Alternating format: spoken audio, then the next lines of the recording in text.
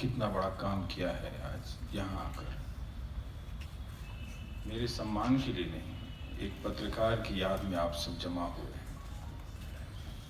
मैं भारत के जिस हिस्से से आता हूँ, जिसको हम लोग loosely and largely north India कहते हैं, when Punya Prasoon Vajpayee had to leave his organization, when Avisar Sharma was forced to leave his organization, when Ajit Anjum was forced to leave his news organization, no one came, no one stood up. लेकिन आप आए, आपने अपना वक्त निकाला है। उस समाज में जहां लोग, बच्चा, नौजवान जर्नलिस्ट बनना चाहता है, उस समाज के लोग चुप हो गए। उस वक्त उनकी हिंदी काम नहीं आई, जिस वक्त हिंदी का पत्रकार हुकूमत के इशारे पर निकाल कर सड़क पर फेंक दिया गया। इसलिए जब कोई उत्तर से हिंदी के नाम पर आपको डराए तो डरिए मत, क्योंकि डराने वालों ने, क्योंकि हिंदी के नाम पर बाकी हिंदुस्तान को डराने वालों ने हिंदी को बुज़दिल बना दिया है। वो सिर्फ हिंदी बोलने वाले को डराना चाहते हैं, और चूंकि वो हिंदी बोलने वाले को डरा चुके हैं, इसलिए उन्हें लगता है कि वो कन्नड़ बोलने वाले को, तेलुगु बोलने वाले को, मलयाली बोलने वाले को भी डरा सकते हैं। उनका हौसला बढ़ गया है। इसलिए आपको हिंदी को लेकर ऊंची होती आवाज से डरना नहीं है, बल्कि आपको उस हिंदी के लिए कंपैशन होनी चाहिए, करुणा होनी चाहिए, जिसके बोलने वाले नेताओं ने उसकी जनता का हाल बहुत बुरा कर रखा है। उसके पास हिंदी के लोगों को हिंदी में बताने के लिए कुछ भी नहीं है, इसलिए वो कन्नड़ के लोगों को, मलयालम के लोगों को, तेलुगु के लोगों को, कोंकणी के लोगों को हिंदी के नाम पे डराता है। तो डरिएगा नहीं। आप सबको चिंता करनी चाहिए कि हिंदी प्रदेशों के साथ बहुत धोखा हुआ। हिंदी प्रदेश, जिन्हें आप मध्य प्रदेश, राजस्थान, हिमाचल, उत्तर प्रदेश, बिहार के नाम से जानते हैं, उन हिंदी प्रदेशों में एक भी ऐसी यूनिवर्सिटी नहीं है जिसे लेकर हिंदी प्रदेश का कोई नौजवान सर उठाकर चल सके। इसलिए उस हिंदी प्रदेश में जो नौजवान पैदा होता है, वो स्कूल पास करने से पहले अपना सामान पैक करने शुरू कर देता है कि अब वो किस और राज्य में जाएगा पढ़ाई करने के लिए। वो लगातार हिंदी प्रदेश से भाग रहा है, भगाया जा रहा है उन नौजवानों को। बहुत तकलीफ में है, उनके पास कुछ भी नहीं है हिंदी के अलावा। इसलिए उनसे नाराज होने की जरूरत नहीं है, उनसे डरने की जरूरत नहीं है। वो खाली बर्तन हैं, गूंज रहे हैं, तो डरिएगा नहीं। ये जरूर हुआ है कि जीएन देवी साहब ने अभी कहा कि हम सबको अपने भीतर रिफॉर्म करना पड़ेगा। हम सब ने अपने भीतर डेमोक्रेटिक वर्च्यूज को प्रैक्टिस नहीं किया, उसको रिफॉर्म नहीं किया। हम बहुत ज़्यादा कॉम्प्रोमाइज़ करते करते करते करते खुद भी खोखले हो चुके हैं। हमारा मोरल पावर, नैतिक बल बहुत कमजोर हो गया है। हम जिस विपक्ष के सहारे लोकतंत्र की उम्मीद करते हैं, आप उनके राजनीतिक दलों के भीतर देखिए तो कोई डेमोक्रेसी नहीं है, कोई डेमोक्रेसी का प्रोसेस नहीं है, उनके भीतर कोई मोरल पावर नहीं है, उनके नेता में नैतिक बल नहीं है। जिस नैतिक बल के सहारे गांधी नोआखली में जब पत्थर फेंके जा रहे थे उन पर, जब उन पे ह्यूमन स्क्रिशिया फेंका जा रहा था, तब वो अकेले चल रहे थे, क्योंकि गांधी के पास नैतिक बल था।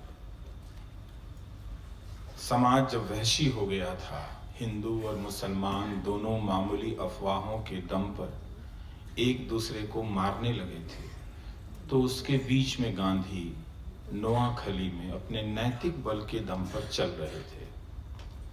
जहां मुसलमान हिंदू को मार रहे थे, और फिर वो बिहार आते हैं जहां हिंदू मुसलमान को मार रहे थे।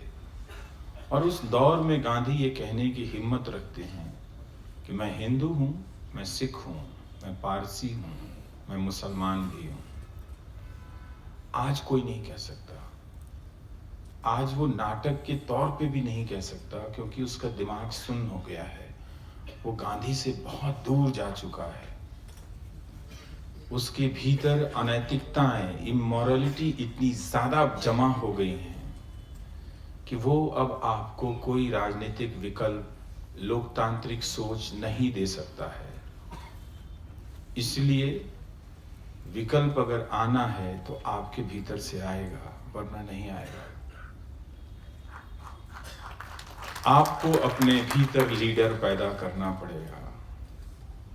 उन राजनीतिक दलों ने हार मान ली है, इसलिए हमने अपने भीतर की लोकतांत्रिकता को इन्वोक करना पड़ेगा, उससे खुद को आजाद होना पड़ेगा, वरना हम कभी भी डेमोक्रेसी के आइडियल्स को, उसके आदर्श को, उसके मूल्यों को लागू नहीं कर पाएंगे। उसके नाम पर हम सिर्फ एक राजनीतिक दल को हटाने का अभियान चलाएंगे, और फिर उसकी जगह आने वाले लोग उसी तरह की लूटपाट करते रहेंगे। इस प्रोसेस को इतिहास में हमने हम सबको एक मौका दिया है, एक चुनौती दी है कि क्या हम ऐसा कर सकते हैं, क्या हम ऐसा कर पाएंगे। हम उस दिशा में आगे नहीं बढ़ पा रहे हैं। बहुत तरह की झूठ हमने लोकतंत्र के नाम पर लाद ली है।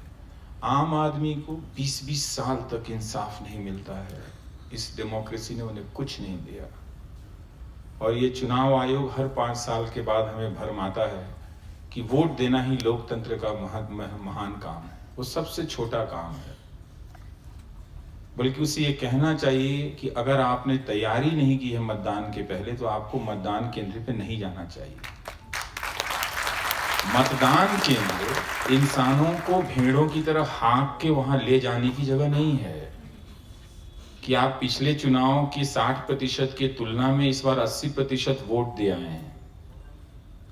अगर आपने किसी सरकार का या विपक्ष का सही तरीके से असेसमेंट नहीं किया है, मूल्यांकन नहीं किया है, तो आप वोट किस तरह से दे रहे हैं। और अगर किसी सरकार के दौर में मीडिया इंडिपेंडेंट नहीं है, तो आपने उस सरकार का असेसमेंट किस दम पर किया है? इस दम पर कि ह्यूस्टन में लोग जमा किए गए और उसका लाइव कवरेज हो रहा है सुबह से। तो भीड़, रैलियों और राजनीतिक सफलताओं के जरिए आप किसी गवर्नमेंट का मूल्यांकन मत कीजिए। आप देखिए कि आपकी आवाज उठाने की जो जगह है वो मीडिया है, वो सड़क है, और मीडिया के सारे दरवाजे आपके लिए बंद कर दिए गए हैं। और ये सिर्फ हिंदी में नहीं हुआ, हिंदी के अलावा दूसरी भाषाओं में भी हुआ है, हो चुका है। टेलीविजन को आप देखिए तो जिस तरह का एंकर जिस तरह की भाषा का इस्तेमाल कर रहा है, उसी को अगर एग्जाम्पल माने तो भारत का लोकतंत्र करीब करीब समाप्त होने की स्थिति में पहुंच गया है। अगर आप सिर्फ टेलीविजन चैनल के एंकरों की भाषा को अगर आप एक सैंपल के तौर पे लें, उसमें डिसेंट के वॉइस को एनिमी लिखा जाता है। आजकल लॉबी लोग लिखने लगा है, कभी वो एंटी नेशनल लिखता है, कभी वो प्रो पाकिस्तानी लिखता है, कभी वो अर्बन नक्सल लिखता है। फिर वो ग्राफिक्स का चार्ट बनाकर आपको समझाता है कि किस तरह से एक अकेला आदमी जो आवाज उठा रहा है, जो बुजुर्ग दीनहीन सा कोई प्रोफेसर प्रधानमंत्री को चिट्ठी लिख रहा है, वो पाकिस्तान की मदद कर रहा है। तो मीडिया ने हमें इस तरह से मूर्ख समझ रखा है, हमें इस मीडिया से लड़ना पड़ेगा। अगर आप हिंदुस्तान के लोकतंत्र से मोहब्बत करते हैं तो उसके मीडिया से आज आपको लड़ना पड़ेगा। ये बहुत ही मुश्किल स्थिति है, क्योंकि इस मीडिया के लोगों ने बहुत दूर तक हिंदुस्तान की लड़ाई लड़ी है। अब जब वही बदल गया है तो हम क्या कर सकते हैं? आज आप नहीं लड़ेंगे, लेकिन कल आपको इस मीडिया से सड़क पर उतरकर लड़ना पड़ेगा। अपने घर से अखबारों को उठाकर फेंक देना पड़ेगा और टेलीविजन चैनलों के सब्सक्रिप्शन को हटा देने पड़ेंगे। आज आपको लगता है कि यह संभव नहीं है, लेकिन कल आपको करना पड़ेगा। बहुत से लोग जो सड़कों पर आ रहे हैं, जो सरकारी कर्मचारी हैं, जो उन्हीं के वोटर हैं प्रधानमंत्री मोदी के, वो घंटों रैलियां कर रहे हैं और उनका कहीं कोई कवरेज नहीं, उनकी कहीं कोई आवाज नहीं है। वो अपना व्हाट्सएप मैसेज रिकॉर्ड करते हैं और जो लोग प्रदर्शन में गए हैं वही आपस में शेयर करके उसको वायरल करते रहते हैं। तो लोगों की ये स्थिति हो गई है। इस मीडिया ने आदमी की हालत, सिटीजन की हालत बहुत खराब कर दी है। ऐसा नहीं है कि लोगों ने आंख पर चश्मा डाल रखा है और वो गलत चीजों को नहीं देख रहे हैं, वो इसी वक्त में निकल रहे हैं। नौजवान लड़के निकल रहे हैं सड़कों पे, वो ट्विटर पे जाके ट्रेंड करा रहे हैं, लेकिन मीडिया और उसके एडिटर, उसके मालिक ये बता रहे हैं कि ये देश का सौभाग्य है कि नरेंद्र मोदी प्रधानमंत्री हुए हैं हमारे। वो प्रधानमंत्री की तारीफ किसी और तरीके से भी कर सकते थे, लेकिन वो अवतार बता रहे हैं तारीफ करने के लिए। तो जब भी कोई नेता अवतार के रूप में बताया जाने लगे, और जो बता रहा है सबसे पहले आप उससे सतर्क हो जाइए, क्योंकि ये चैनल के मालिक इस तरह की भाषा बोल रहे हैं और बोलते चले जा रहे हैं।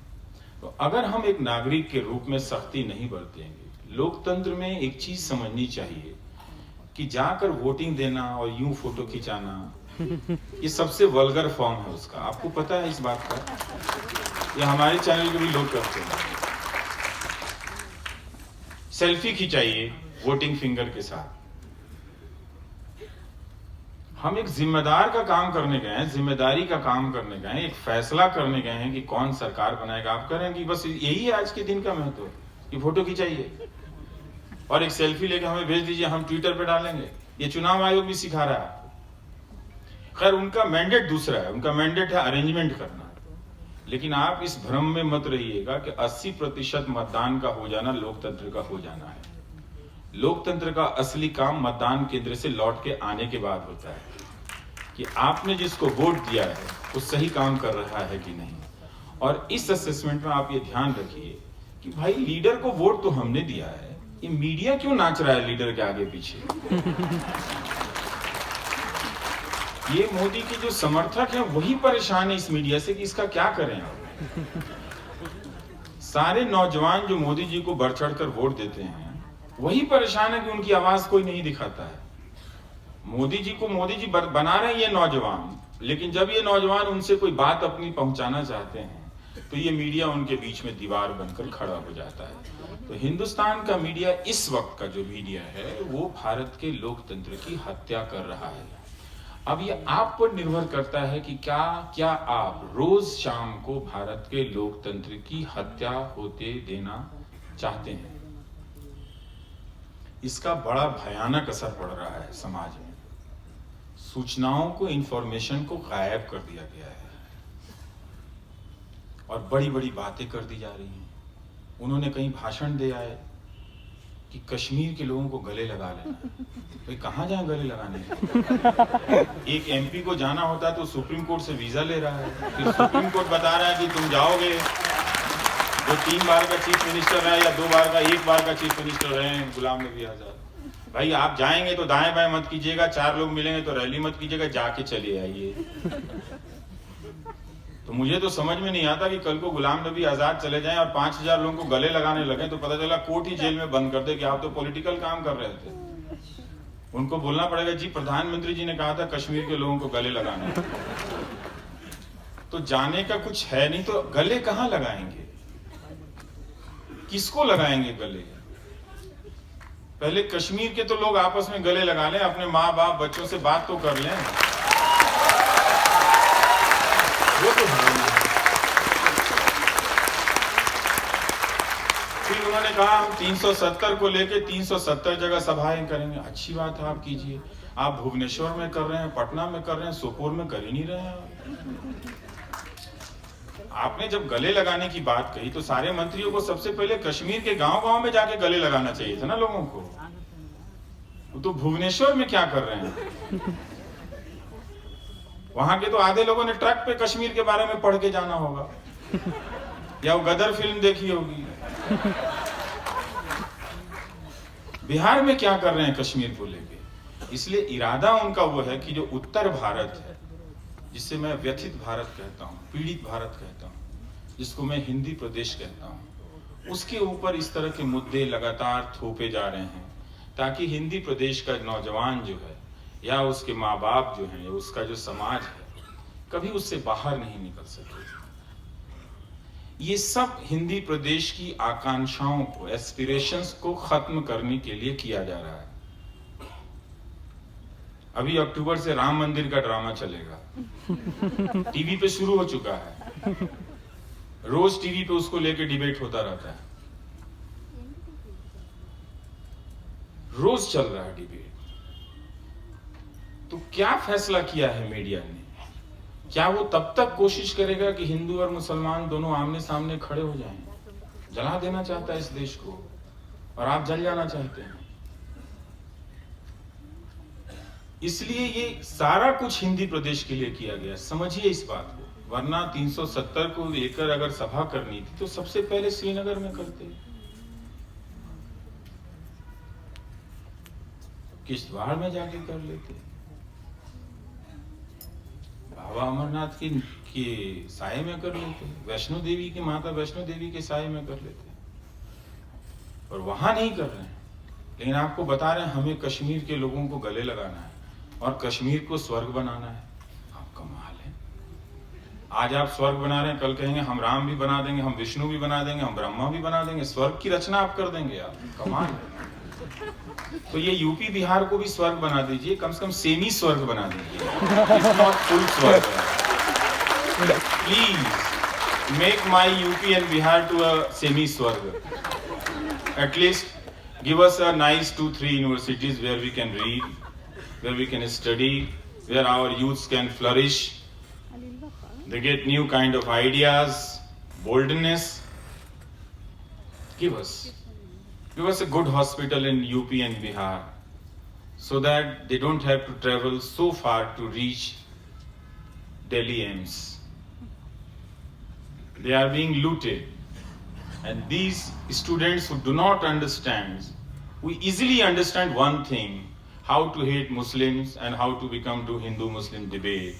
But they have to understand one day that their life is being fixed by this kind of politics. वो यूपी बिहार को नरक बनाने के लिए कश्मीर को स्वर्ग बनाने का सपना यूपी बिहार में बांट रहे हैं। इसलिए वो 370 रैली की जगह में उत्तर भारत की जगह जाता है, घाटी में नहीं है। मुझे नहीं मालूम वहां कौन जाने वाला है। एक पटना में राजनाथ सिंह जी क्या कर रहे हैं? कहीं भी जा सकते हैं, मेरे गांव भी जा सकते हैं रैली करने के लिए। लेकिन आप 370 क्यों हटाए हैं? जिनके लिए हटाए हैं उनको तो जाके बताइए। वो आप नहीं कर रहे हैं। तो इसलिए इस चुप्पी को आप समझिए। एक पार्टी का अध्यक्ष बोल रहा है कि जादवपुर यूनिवर्सिटी है, वहां पर हम बालाकोट जैसी स्ट्राइक करेंगे।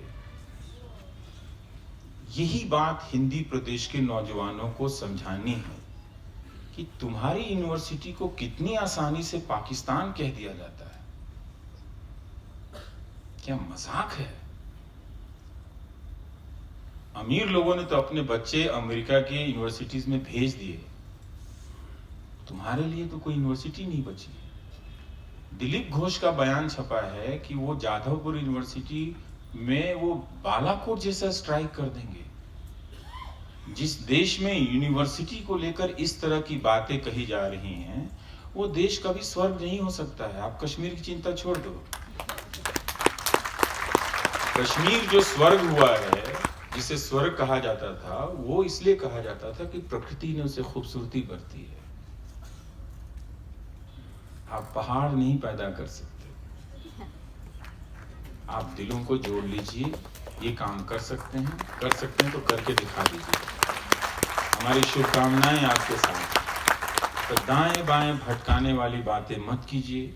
और इतना डरा हुआ कमजोर हिंदी प्रदेशों के जो लोग हैं, उनकी क्या हालत हो गई है। मुझे बहुत दुख होता है उनके लिए। उनको, उनके बच्चों को एक अच्छा स्कूल नहीं मिला, एक अच्छा कॉलेज नहीं मिला, फिर भाग के बैंक से लोन लेके वो प्राइवेट इंजीनियरिंग कॉलेज में जाते हैं। जब पढ़ के आते हैं तो 5,000 की नौकरी मिलती है। फिर कोई सरकार समर्थक उद्योगपति उनको लेक्चर देता है कि ये सब 90% of engineers are not employable. कोई हिंदी प्रदेश के नौजवान को कभी समझ में नहीं आता कि पैसा तो तुमने पूरा दिया था, नोट देने में तो कमी नहीं की, तो फिर तुम्हें ये अनएम्प्लॉयबल एजुकेशन कैसे मिल गया इस देश में, और उनके खिलाफ क्या एक्शन लिया। तो ये हो नहीं रहा है। तो ये समझिएगा। मैं धीरे धीरे इसलिए बोल रहा था कि मैं माफी चाहता हूँ। मुझे अंग्रेजी नहीं आती है। मनीला में मेरे दोस्तों ने, मेरी वाइफ ने उसको ट्रांसलेट कर दिया था, इसलिए रिहर्स करके पढ़ दिया था। पर बट माय मदर टंग, मेरी मातृभाषा जो है वो भोजपुरी है, हिंदी नहीं है।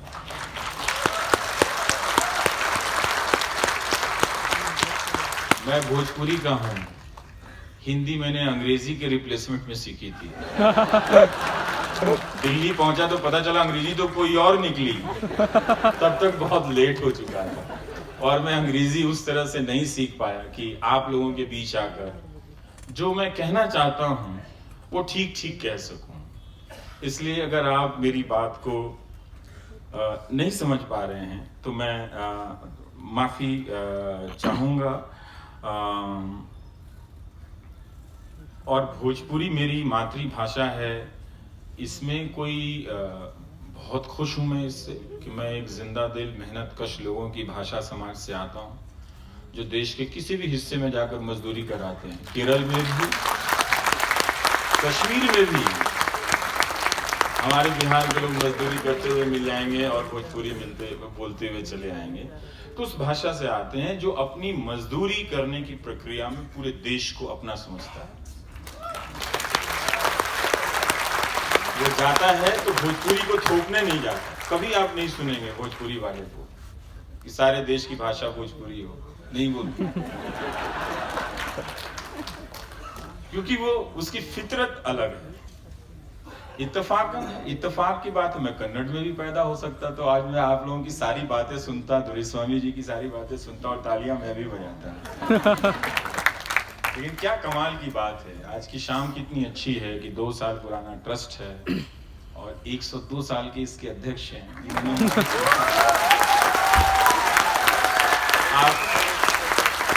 आप कर्नाटक वालों के पास क्या है आप नहीं जानते। 102 साल के बुजुर्ग आपके बीच, दादाजी सबके मौजूद हैं। आप में जान डालने के लिए, आप में उम्मीद पैदा करने के लिए, जिन्होंने गांधी को देखा है। क्या चीज है आपके पास आप नहीं जानते। मैं तो आज धन्य हो गया आपको देखकर। मैं थोड़ा भाषा पे बोलना चाहता हूँ।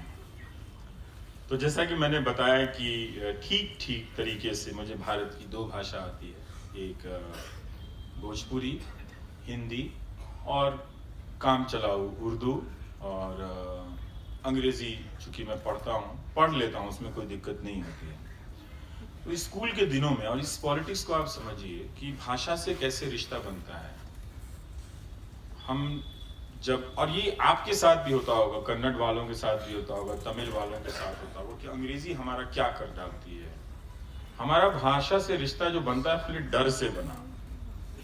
अंग्रेजी सीखनी थी, अब कहाँ से अंग्रेजी बोले, वो अंग्रेजी के टीचर हिंदी में पढ़ा गई सारी कहानी। तो शेक्सपियर को हमने अंग्रेजी में, हिंदी में पढ़ा, तो जब बाद में आकर अंग्रेजी में पढ़ा तो ये कहानी तो कभी पढ़ी नहीं है। तो किसी ने कहा 10th में पढ़ाया गया, मैंने कहा तो हिंदी में पढ़ी थी मैंने, अंग्रेजी में तो फील ही नहीं आ रही।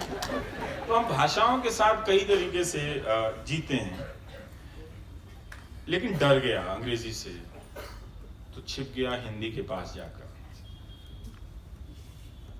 तो हिंदी ने मुझे अपना लिया, चलो ठीक है, भोजपुरी से आए हो तो आओ रहो मेरे पास। तो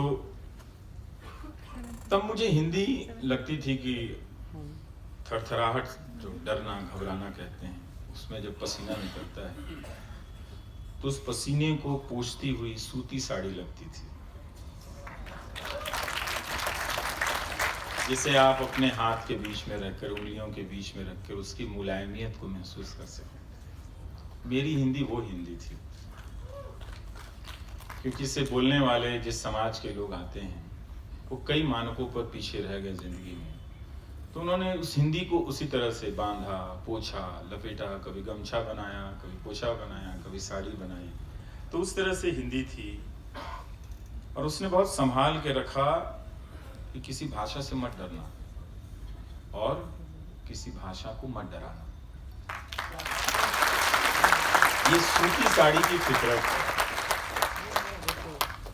वो कभी भी ऐंठन में नहीं चलती है कि मैं कुछ खास हूं।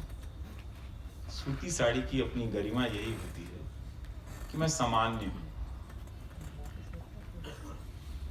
तो जब भी किसी को सामान्य होने का, महसूस होने का मन करता है, वो अपने आप को सूती साड़ी में लपेट लेती है। ये आप किसी से चेक कर सकते हैं। इसलिए मैं नहीं चाहता कि मेरी हिंदी से आप डरें, कोई भी डरे। मैं हमेशा चाहता हूं कि उसे आप जब भी छुएं लगे कि वो आपकी हिंदी है और वो आपके पास आई है, आपसे बात करना चाहती है। जिस तरह से आपने हमारे महान कवियों को, उमापति जी ने दुष्यंत कुमार जी को, कुंवर नारायण जी को आपने कन्नड़ा में सुनाया। यही भाषाओं का संवाद होता है, यही रिलेशन होता है। वो मंच पे चढ़ के बोलने का, एक राष्ट्र एक भाषा, हर चीज एक एक एक एक एक, लगता है एक के बाद अब 2 नंबर का हिसाब ही इस देश से गायब हो जाएगा। ना 3 बचेंगे, ना 4 बचेंगे, ना 5 बचेंगे, ना 6 बचेंगे, ना 7 बचेंगे, ना 8 बचेंगे, ना 9 बचेंगे, ना 0 बचेगा, एक रहेगा सिर्फ, खाली एक। सब चीज में एक लिख दीजिए आप। तो वो एक पूरा प्लान है। तो आप देखिए कि वो हिंदी भी कैसी है, वो भोजपुरी की तरह ही है। कॉन्ट्रैक्ट पर काम करती हुई, कम पैसे पर जीती हुई, झुग्गियों में रहती हुई, बसों में धक्के खाती हुई, अंग्रेजी के नाम पर ठुकरा दी गई। इसलिए जब सरकारें हिंदी में काम करती हैं या बोलती हैं तो वो हिंदी पे एहसान नहीं करती हैं, और ना ही हिंदी के लिए कोई अपॉर्चुनिटी, अवसर बनाती हैं, बल्कि नेता हिंदी के नाम पर हिंदी के बीच अपने लिए मौके बनाता है।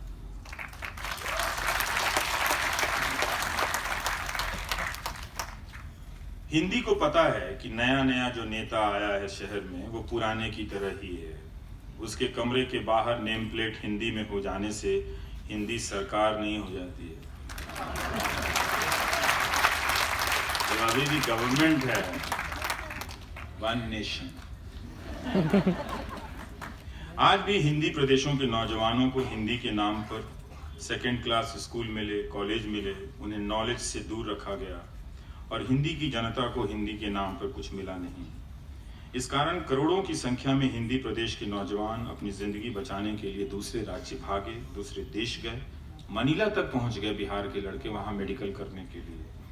क्योंकि जब हिंदी के नाम पर बोलने वाली सरकारों के दफ्तर में वो जाते हैं तो उन्हें वहां हिंदी हंटर की तरह नजर आती है। कलेक्टर अपनी ऐठन में बैठा है, मंत्री अपने ऐठन में बैठा है, और जो आम लोग हैं हिंदी बोलने वाले, वो पटना की सड़कों पर, लखनऊ की सड़कों पर लाठियां खा रहे हैं। जाते हैं अपनी नौकरी मांगने के लिए तो उन्हें दुत्कार दिया जाता है, जैसे अंग्रेजी बोलने वाला साहब दुत्कारता था।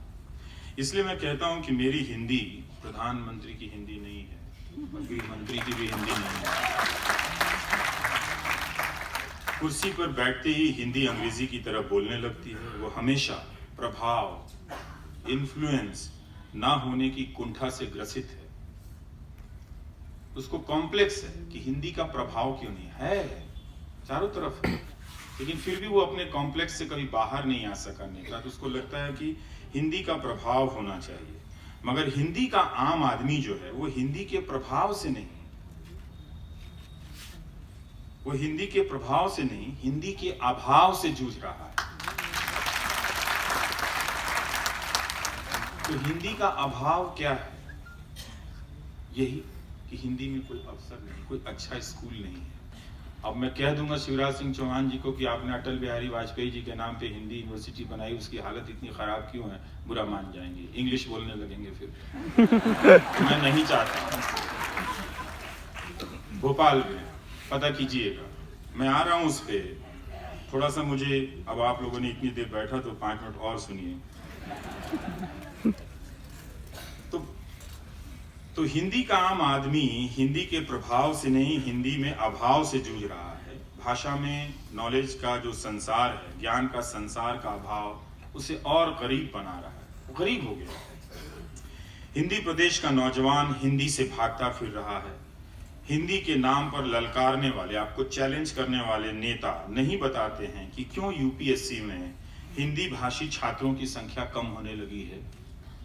बेसिक सवाल पूछ दो तो हिंदी में, टेलीविजन में हिंदी चैनल, हिंदी पे को लेकर जो डिबेट हो रहा है कल ही बंद हो जाएंगे। किसी ने नहीं पूछा कि बताओ फिर कि हिंदी बोलने वाले यूपीएससी में आईएएस बनने वालों की संख्या क्यों कम हो गई। नहीं बताएंगे, लेकिन दक्षिण को डराएंगे। और जब दक्षिण ने डरने से इनकार कर दिया तो सफाई देने लगे। नहीं नहीं, आप कोई भी भाषा रख लीजिए, बोले ही क्यों पहले? आप नहीं बोलना था। जब भाषा की बात समझ में नहीं आती तो नहीं बोलना था ना। जो बात आप समझ में आती है वही बात बोलिए फिर। तो हिंदी के नाम पर ललकार पैदा करे। जिन प्रदेशों में 15 साल तक राज करते रहे, मैं बीजेपी के लिए भी कर रहा हूँ, कांग्रेस ने भी खराब किया पूरे उन इलाकों में एजुकेशन सिस्टम को, पब्लिक सिस्टम को। और बीजेपी ने जहां 15-15 साल राज किया, वहां भी वो हिंदी के लिए क्या गुजर गए वो कुछ बता नहीं सकते हैं। वहां हिंदी कितनी बेहतर हुई और हिंदी के नाम पर खोली गई यूनिवर्सिटी क्यों 3rd क्लास। साउथ और पूरब, दक्षिण और पूरब को हिंदी के नाम पर धमकाने से अच्छा है कि सरकार बताए कि उसने हिंदी के लिए इन 5 सालों में क्या किया और अपने राज्यों में 15 सालों में क्या किया, जिससे हिंदी बोलने वाली जनता हिंदी में अपने आप को एक्सपेंड कर सके, विस्तार कर सके। तो वो ठगी जा रही है। तो हो सकता है कि आपके कन्नड़ में भी यही हाल हो कि शिमोगा में या और अन्य धारवाड़ में जो कॉलेजेस हैं, जो हॉस्पिटल्स हैं, उनकी स्थिति हिंदी की तरह ही खराब हो। तो हमें पहले सिस्टम की भाषा ठीक करनी है, फिर अपनी अपनी भाषा की लड़ाई लड़ेंगे। हम सब अपनी अपनी भाषा में डेमोक्रेसी, अपने एस्पिरेशन सब हार चुके हैं, हारे हुए लोग हैं। तो चंद लोगों के प्रभाव की महत्वाकांक्षा से ज्यादा जरूरी है अभाव पर बात करना। उनकी हिंदी में जो लोग हिंदी की बात करें, बहुत झूठ है, बहुत हिंसा है। आप गांधी जी को हिंदी बोलते हुए कभी सुनिए, कोई नाटकीयता नहीं है। कितना साधारण आदमी है वो। अपनी भाषा में जितना आप साधारण होंगे, वो भाषा उतनी ही आपकी जुबान से सुंदर और महान बनकर निकलेगी। आप उस भाषा से अहंकार मत झाड़िए। किसी को कम बताने के लिए भाषा का इस्तेमाल मत कीजिए, जो कई लोग अंग्रेजी का इस्तेमाल करते हैं। हाउडी,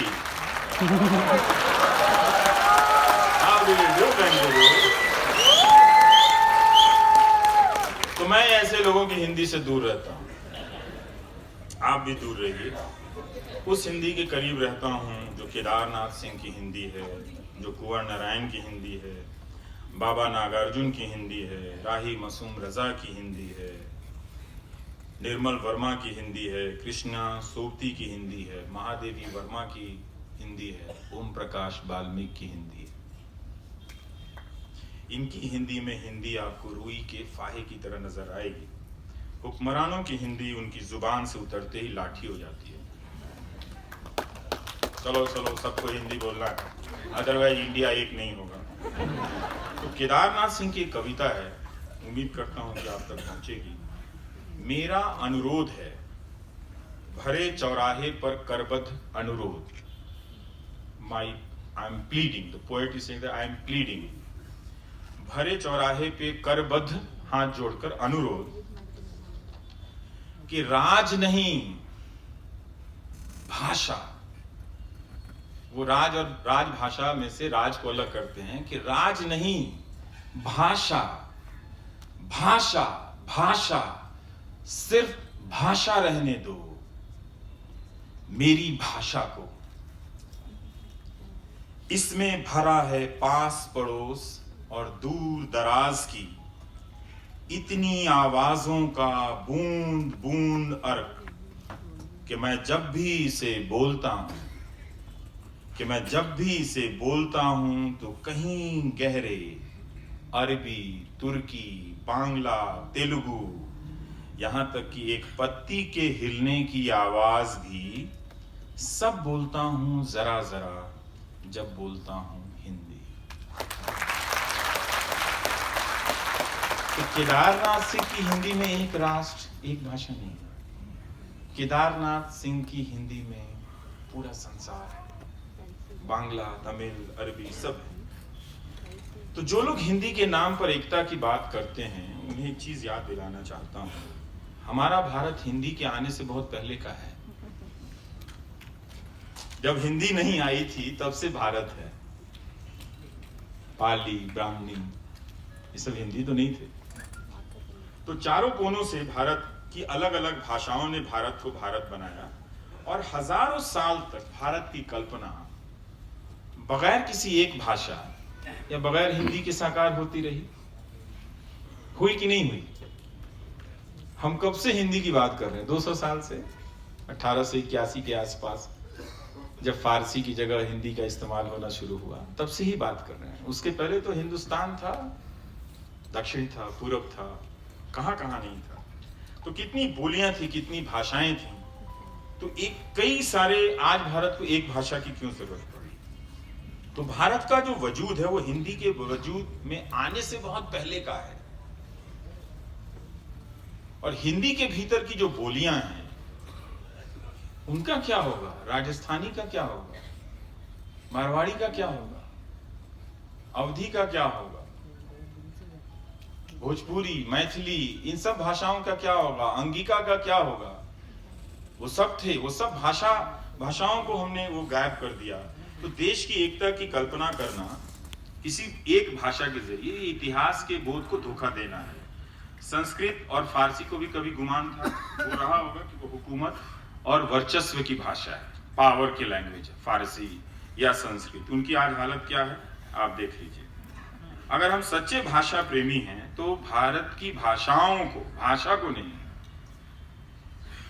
उन्हें किसी ऑफिस की जरूरत नहीं है और बोलियों को बचाना पड़ेगा, उनको जिंदा करना होगा, उनमें नए नए ज्ञान के संसार पैदा करने पड़ेंगे। और भाषा के रूप में कम, लाठी के रूप में उनका इस्तेमाल हम ना करें तो अच्छा है, भाषा के रूप में ज्यादा करें। हिंदी जानती है कि सत्ता के में जो लोग बैठे हैं वो इसका इस्तेमाल भाषा के रूप में कम, लाठी के रूप में ज्यादा करते हैं। और जब से न्यूज चैनल सरकार की भाषा बोलने लगे हैं उनकी हिंदी पर आप गौर